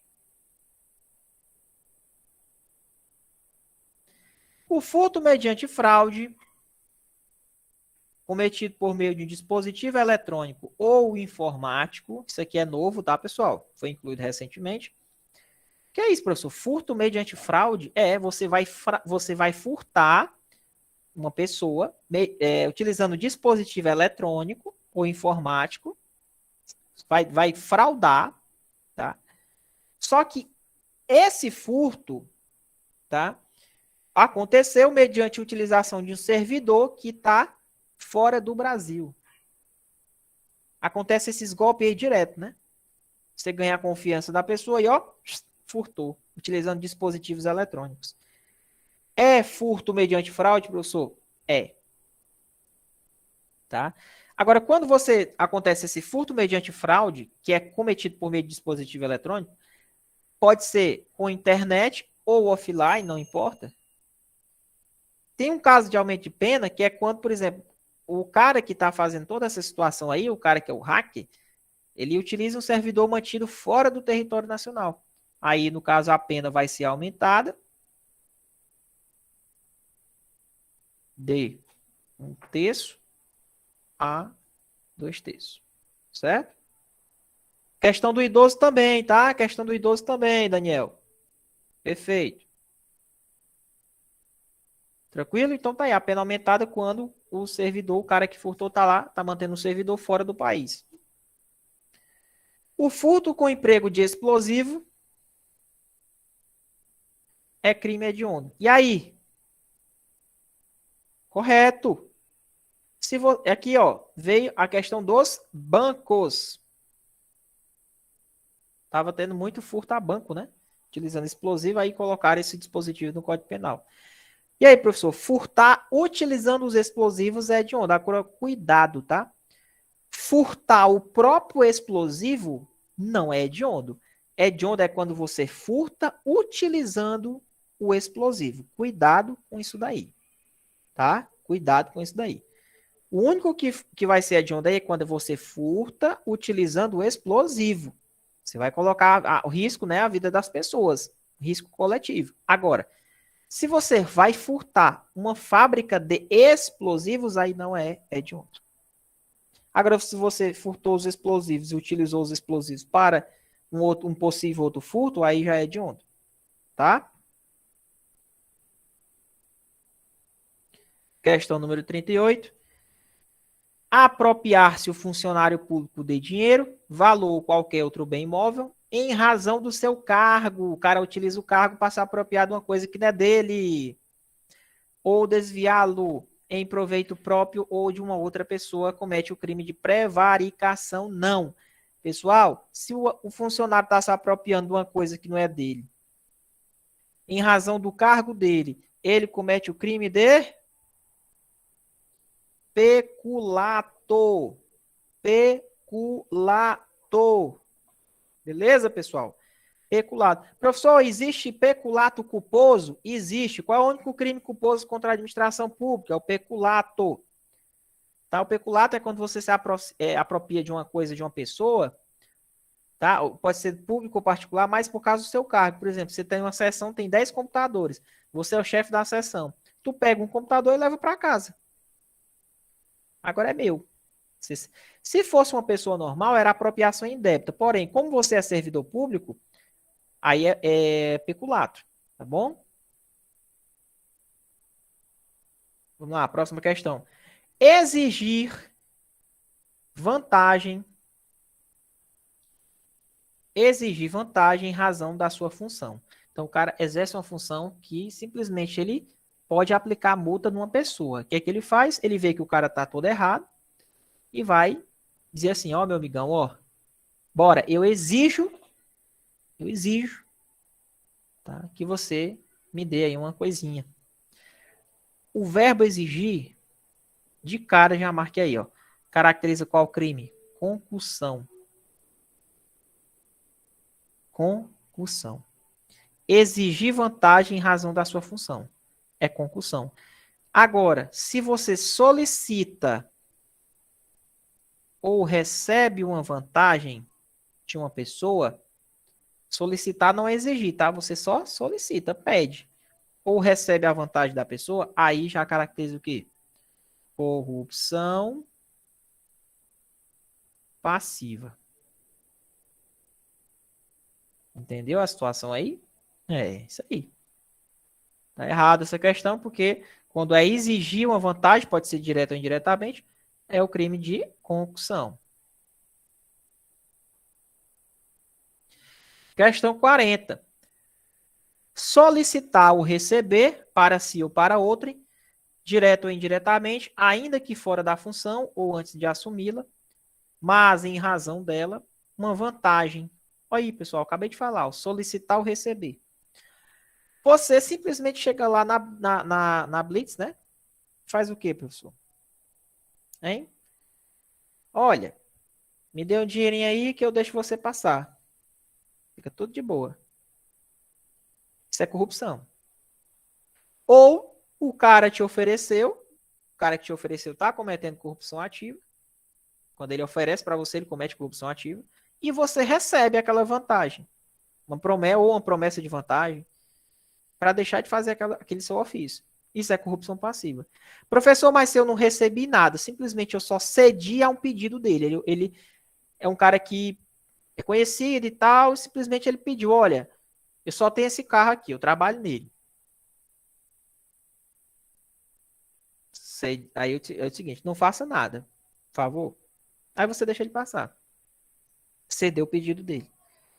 Se você cedeu o pedido dele, só porque cedeu o pedido não está falando de receber vantagem, não. Ele só cedeu ao pedido. Aí é a corrupção passiva privilegiada.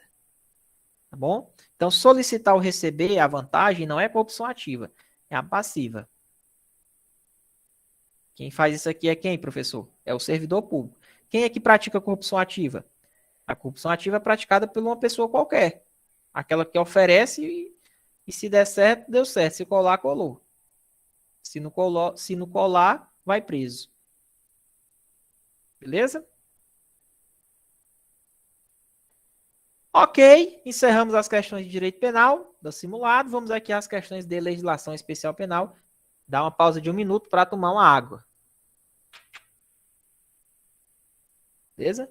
Para a gente encerrar as nossas 10 questões finais aí de legislação especial penal. E aí, estão gostando, pessoal, do simulado? Bacana? Eita que a aula passa ligeiro, né? todo dia fosse assim, né, professor? Era bom demais. O cabo decorava tudo, né?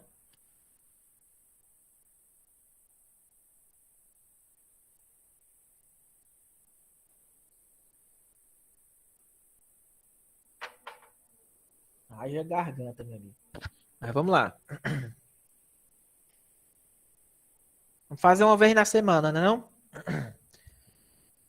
Vocês cumprem a mentoria, aí faz uma vez na semana e fica bacana, né?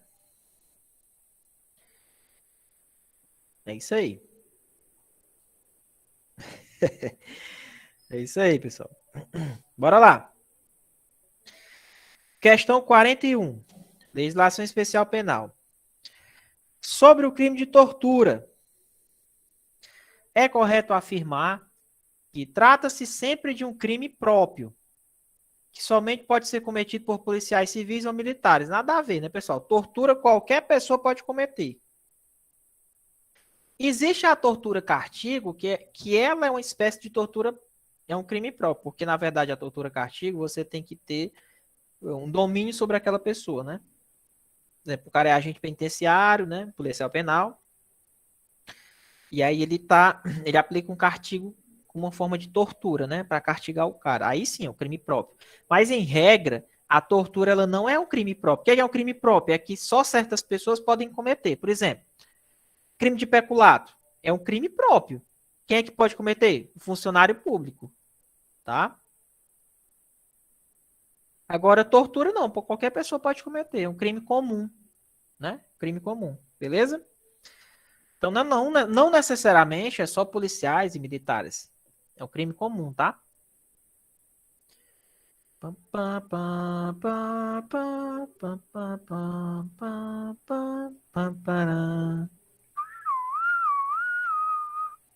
Bora lá? Questão errada.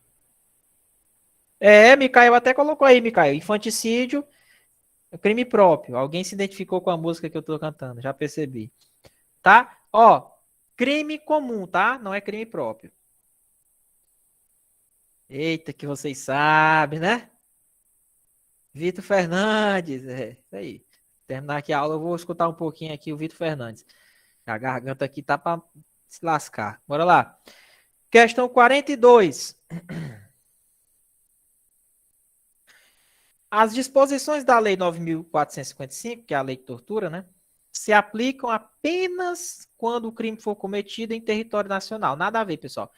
A lei de tortura é aplicada também fora do território. Existe o que a gente chama de extraterritorialidade incondicionada na lei de tortura. Como assim? Ora mais. Pessoal, vocês sabiam que a nossa lei de tortura é aplicada mesmo que o crime de tortura aconteça lá em outro país? Por exemplo, o estrangeiro torturou o brasileiro lá fora. É possível aplicar a lei de tortura para ele no estrangeiro? É. Porque a nossa lei de tortura, ela é aplicável o princípio de quê? Da extra fora, né? Extraterritorialidade incondicionada, ou seja, não depende de condições nenhuma, basta acontecer contra o brasileiro. Por isso que é incondicionada, tá? Errado. Não, ela não serve só para quando é aplicado no território nacional. Cara, se eu não me engano, essa questão ela foi de 2021, do concurso aí que eu tirei. Essa questão, esse item aqui eu tirei do que concursos? Ele foi o item B de uma questão. Entendeu? Ele foi o item B de uma questão. Eu lembro. Questão 43 e a 44. Vamos lá. O homicídio simples não é considerado crime hediondo, salvo a hipótese de ser praticado em atividade típica de grupo de extermínio, ainda que cometido por um só agente. Aí tá correto, né, professor? Por quê? Ora, pessoal, cuidado. Em regra, só o homicídio simples ele não é hediondo. Para que ele seja hediondo, é necessário que esse homicídio tenha sido praticado por grupo de extermínio ou, né, atividade típica de grupo de extermínio. Ainda que seja só uma pessoa, mas que ela faça parte do grupo de extermínio. Tá? Inclusive, esse homicídio praticado em grupo de extermínio é uma causa de quê? Majorante. O que é isso, professor? Majorante? Aumento de pena. Aumento de pena. Beleza? Questão correta. Professor, o homicídio qualificado, ele é hediondo? Ele é. O homicídio qualificado. Homicídio qualificado é hediondo. Beleza? Vamos lá. São equiparados aos crimes hediondos o terrorismo, tortura e tráfico de drogas. Certo. Lembrando, terrorismo, tortura e tráfico de drogas, que é os 3T, eles não são hediondos, eles são equiparados aos crimes hediondos, tá? Isso, Alessandro, extorsão mediante sequestro também é. Só extorsão, não. Agora, se for extorsão mediante sequestro, é. Beleza? Próxima questão, vamos lá. Questão 45 e questão número 46. Sobre o crime de porte de entorpecentes. Quando ele falar porte de entorpecentes, você vai lembrar de quem? Do artigo 28 da lei de drugs. O que é a lei de drugs? Lei de drugs, lei de drogas, né? Sobre o crime de porte de entorpecentes, para uso próprio, é correto dizer que a pena de prestação de serviços, vamos lá, pessoal, se você comete o crime do artigo 28 da lei de drogas, você não é preso, tá? O que é que vai acontecer com você? Você sofre uma advertência, você pega uma prestação social alternativa,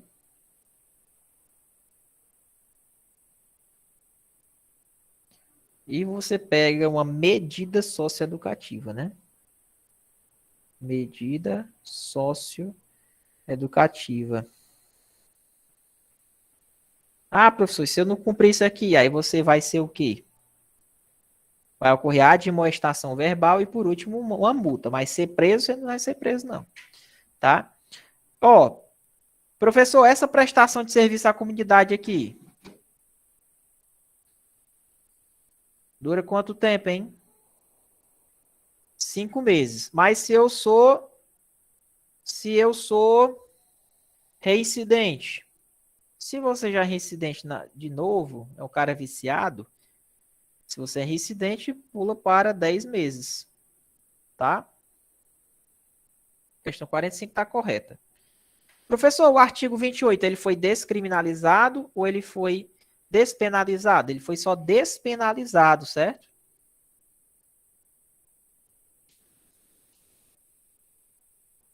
Ele só foi despenalizado. Ele continua sendo crime, só não vai ser preso. Cuidado com esse prazo aqui da prestação da comunidade, serviço à comunidade de 5 meses, se ele for reincidente 10 meses. Tá? Questão 46. A lei de drogas descriminalizou a conduta do porte de entorpecentes para uso próprio. Foi o que eu acabei de falar? Ela não descriminalizou, ela despenalizou.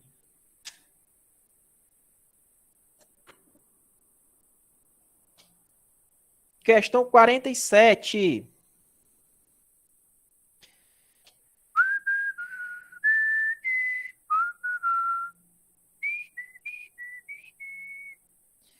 Aos crimes hediondos não será concedida progressão de regime, nem liberdade provisória. Errado. Pessoal, antigamente, para você cumprir um crime hediondo, você começava no regime fechado. Hoje em dia, não é. O STF declarou isso aí inconstitucional. Você pode sim progredir de regime. Inclusive, está lá na lei de execução penal, que é a LEP, né, que tem os prazos lá. Por exemplo, se você comete crime hediondo com resultado morte, é a primeira vez, 50% para você poder começar a progredir. Se você já é reincidente em um crime hediondo com resultado morte, aí você tem que cumprir primeiro 70% da pena para que você possa pensar em progredir de regime. Então, com as alterações que teve do regime disciplinar diferenciado aí, e as progressões de regime, que agora é por porcentagem, mudou tudo. Então, mesmo que o crime seja hediondo, é possível sim acontecer a progressão de regime, tá? E liberdade provisória também pode acontecer, tá? Tava na mentoria, professor, isso aqui? Alguém leu, pelo amor de Deus, essa mentoria que tinha lá os prazos da porcentagem? Pessoal, vocês acham que é sacanagem de mim essa mentoria? Você pode ser. Eu passo mais de 2 horas para procurar o que mais cai para vocês e a galera ainda não lê. Vamos ler isso daí, cara. Isso aí facilita. Eu acho, ó, faça o que eu tô dizendo. Se também se der errado, ó, mas não vai dar errado. Você tem esse ano todinho para você estudar 2 horinhas por dia. Vai lá, lê a mentoria, decora os prazos, pronto. Vai trabalhar, vai sair, vai para academia, fazer outra coisa. Não precisa ficar, não precisa ficar pegando matéria. Eu digo assim, se você assistir as videoaulas aqui e pegar os materiais da mentoria, meu amigo, é até melhor, porque ele é mais enxuto, entendeu? Mentoria é bom demais, cara, porque eu te digo, tu estuda isso aqui de manhã. Não, amanhã tu lê isso aqui. Aí tu vem aqui à noite, né? O Pedrão até colocou aí, o Pedrão, né? Meu amigo Pedro, lá de Tapoca. Então, futebol aí na corridinha aí, Pedro. Quando o cara vê só na mentoria, eu acho que dá pra evoluir aí. Uns 85%. Beleza? Vamos lá. Questão 48. Agora é questão de LEP, tá, pessoal? Lei de Execução Penal. A assistência à saúde do preso e do internado de caráter preventivo e curativo compreenderá exclusivamente o atendimento médico e farmacêutico. O que mais? Está faltando o que aí, professor? Quando eu falo assistência à saúde do preso, o preso não tem direito à assistência à saúde, não tem? Está incluído o que aí, professor?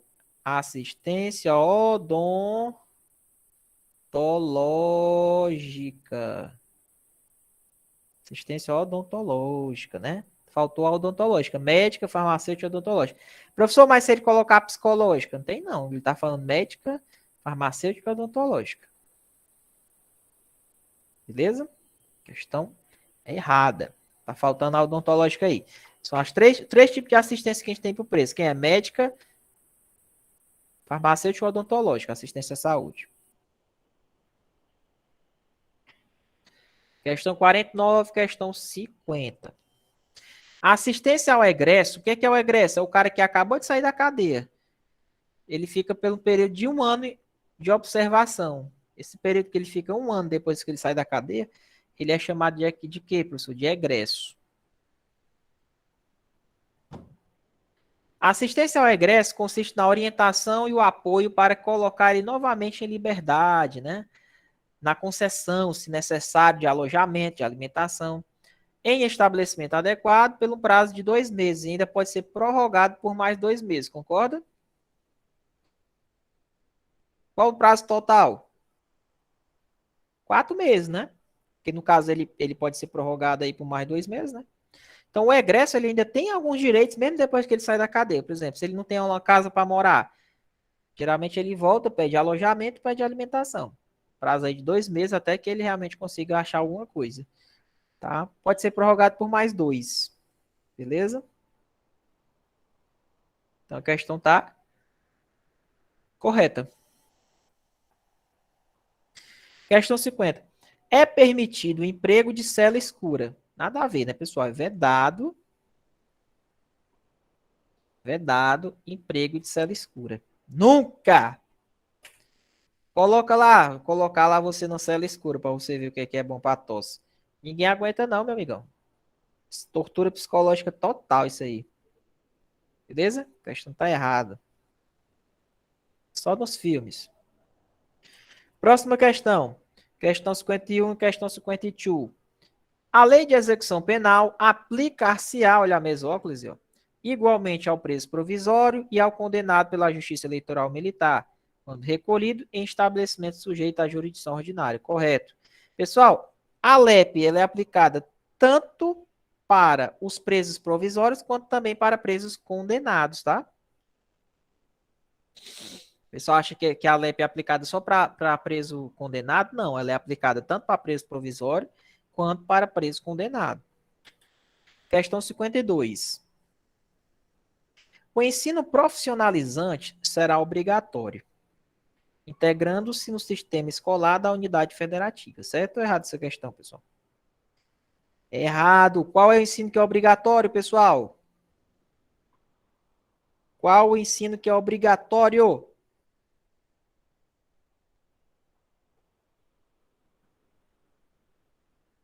Primeiro grau, ensino de primeiro grau, fundamental, que é obrigatório, ensino elementar, né? Então, não é o profissionalizante, é o ensino de primeiro grau, de acordo com o que a LEP fala, ensino de primeiro grau, ensino elementar, fundamental, é que é obrigatório, tá bom? Questão 53. O condenado ao cumprimento de pena privativa de liberdade, em regime fechado, será submetido a exame criminológico para obter elementos para fazer uma melhor classificação onde é que a gente vai colocar ele, né? Tá certo essa questão? Correto. Então, pessoal, o exame criminológico, ele é feito para quem? A galera que vai ficar presa, né, em regime fechado. Aí essa galera é submetida ao exame criminológico para ter uma melhor classificação. Professor, uma dúvida aqui, né? Os caras que vão cumprir regime semiaberto,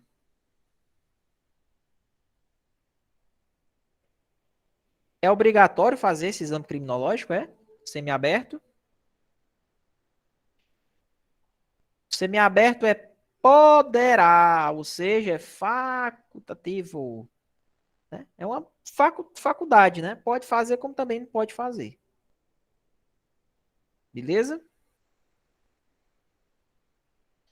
Questão 54. Essa daqui eu quero ver quem acerta.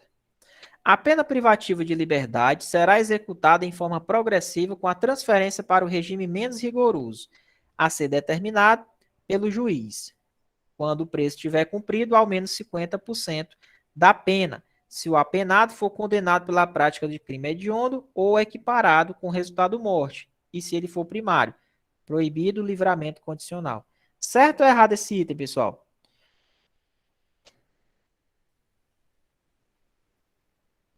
Pessoal, se o cara... Aqui é uma questão que está cobrando progressão de regime, ó. O cara está preso. Começou lá no regime fechado. Fechado, semi e aberto. O cara começou preso. Eu tenho que cumprir quanto tempo da pena para eu poder progredir? Depende do crime que você cometeu.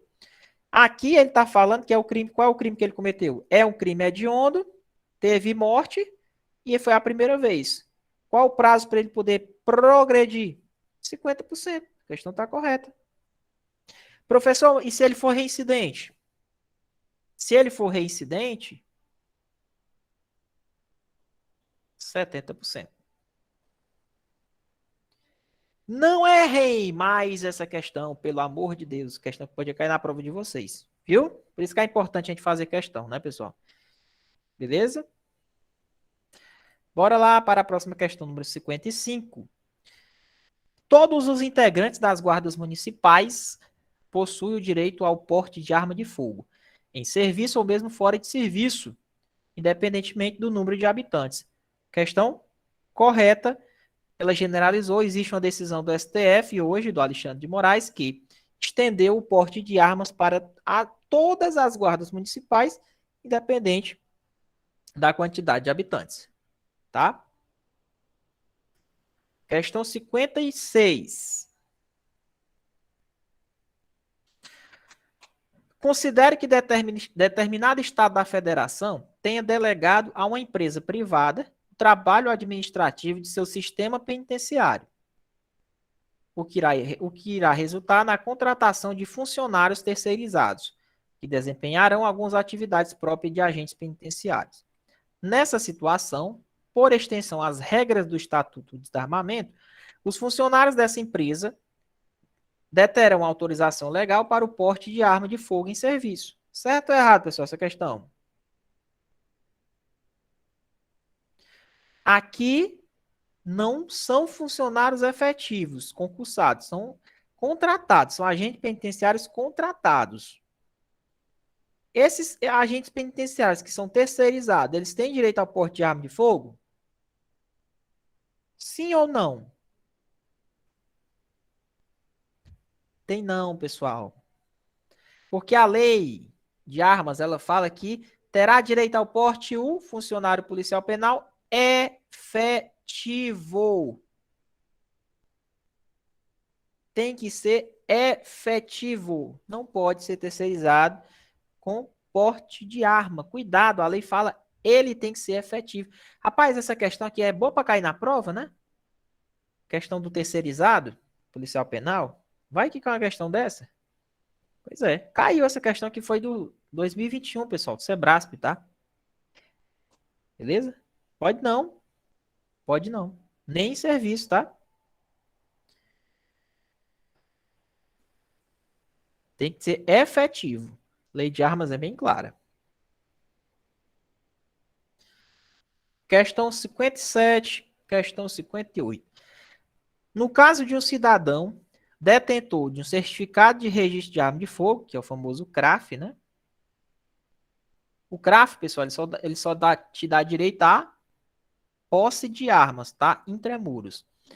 Expedido pela Polícia Federal, o certificado garante o livre porte do armamento em todo o território nacional. Certo ou errado essa questão, pessoal? No caso de um cidadão detentor do certificado de registro de arma de fogo expedido pela Polícia Federal, o certificado garante o livre porte do armamento em todo o território nacional. É isso aí?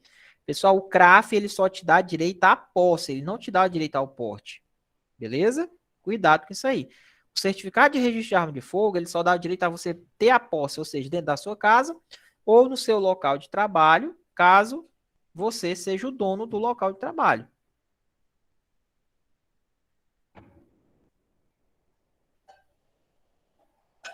Certo? Questão 58. Configura crime de contrabando a importação de colete à prova de balas sem prévia autorização do comando do Exército. Essa questão é boa. Professor, lá na lei de armas, fala em arma, munição e acessório. Agora, faça uma pergunta para o senhor. Vamos supor que está entrando lá na fronteira um carregamento de coletes à prova de balas, sem autorização do Exército. E aí, José, é crime da lei de armas, né? Tráfico internacional de armas, ou é um crime de contrabando? Professor, eu acho que eu vou considerar o colete como um acessório, né não? Como é que tu vai botar o colete em cima da arma, é? É um acessório, o colete, é? Tu bota assim, ah, só, professor, é porque eu apoio a arma em cima do colete, né? Deve ser um acessório, né não? É. Pessoal, cuidado, viu? Importação de colete é contrabando, tá? O que é o contrabando? É o crime em que entra no país carregamento, cargas que são proibidas. Beleza? Proibido. Assim como também se for pegar uma carga de pneu, é contrabando. Acontece muito na fronteira, pneus, contrabando. Mesma coisa com o leite. Agora, se for acessório, munição e arma, aí é tráfico internacional de arma de fogo. Beleza? Então essa questão está correta. Não é da lei de armas. O colete é contrabando normal. Vixe, professor, é porque me induziu ao erro. Eu achava que o colete tinha alguma coisa a ver com arma, né? Pois é. Pois a importação de coletes que não tem autorização entra no crime de contrabando. Beleza?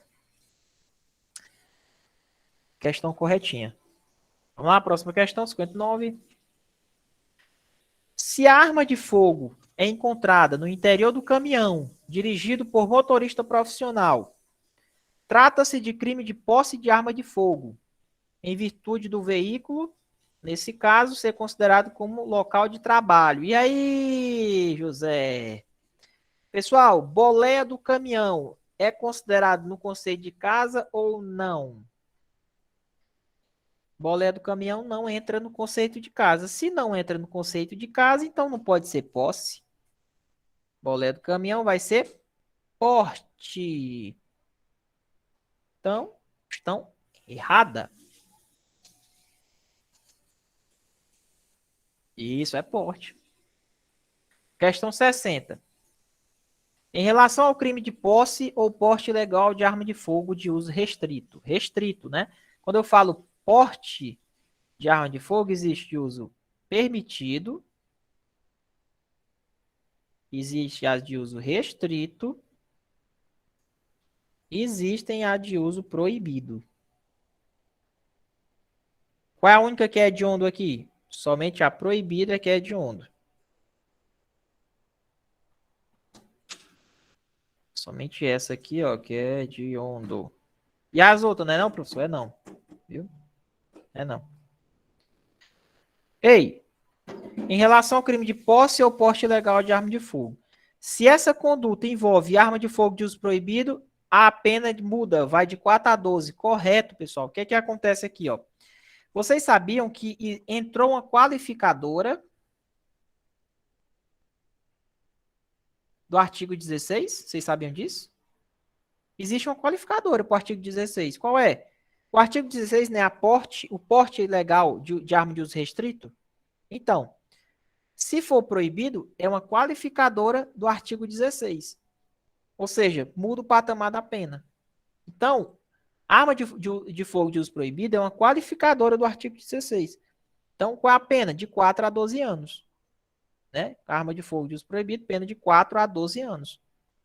Ah, professor, entendi. Então, se eu for pego portando uma arma de uso proibido, né? Aquelas armas de guerra, é crime hediondo, né? É crime hediondo. E é uma qualificadora do crime do artigo 16.